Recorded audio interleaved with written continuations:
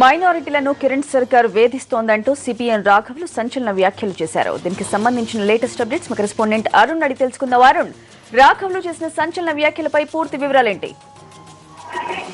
స్వాతి, ఇక్కడ హైదరాబాద్ లో జాతీయ కన్వెన్షన్ జరుగుతా ఉన్నాయి, 3వ సదస్సు జరుగుతున్నాయి. Politics of terrorism targeting Muslim youth అనేది హైదరాబాద్ లో నిర్వహించడం జరుగుతుంది. ఈ రోజు ఉదయం 10 గంటలకు ప్రారంభమైన ఈ కార్యక్రమానికి జాతీయ నాయకులు ప్రకాష్ కారత్ రావాల్సిందిగా ఆయన బదులు రాఘవులు ఇక్కడికి రావడం జరిగింది. అయితే ముస్లింల పైన గత కొంతకాలంగా అన్ని ప్రభుత్వాలు, అటు బీజేపీ ప్రభుత్వం అయినా కాంగ్రెస్ ప్రభుత్వం అయినా వేధింపులు అయితే చేస్తున్నాయి. ముస్లింలు మైనార్టీ వర్గాలు టార్గెట్ టెర్రరిజం పేరుతో మైనార్టీ వర్గాలను వేధిస్తున్నాయని కామెంట్ చేసినటువంటి రాఘవులు ఇంకొక అడుగు ముందుకేసి ఏకంగా ప్రభుత్వాలు ఒక వర్గానికి పోషించేలాగా వాళ్ళు చెప్పిన ఒత్తిడికి లొంగుతున్నాయనే కామెంట్ కూడా చేయడం జరిగింది.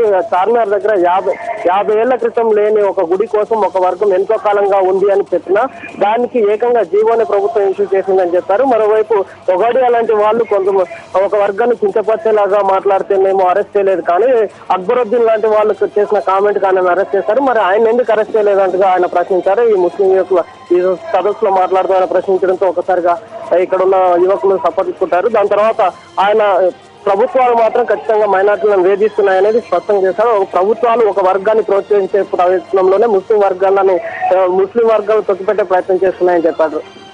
అంటే ఇంత సడన్ గా ఇలాంటి వ్యాఖ్యలు చేయడం వెనక అసలు ఆంతర్యం ఏముంది? అంటే ఇప్పుడు అక్బరుద్దీన్ కు సపోర్ట్ చేస్తున్నట్టు అర్థం చేసుకోవచ్చా?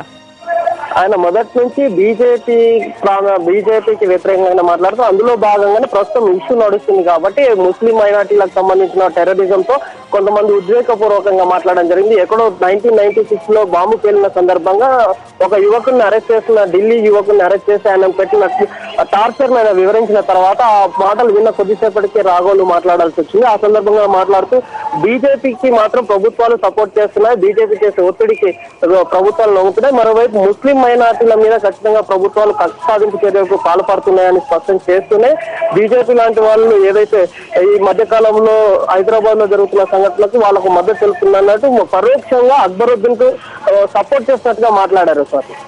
Thank you Arun.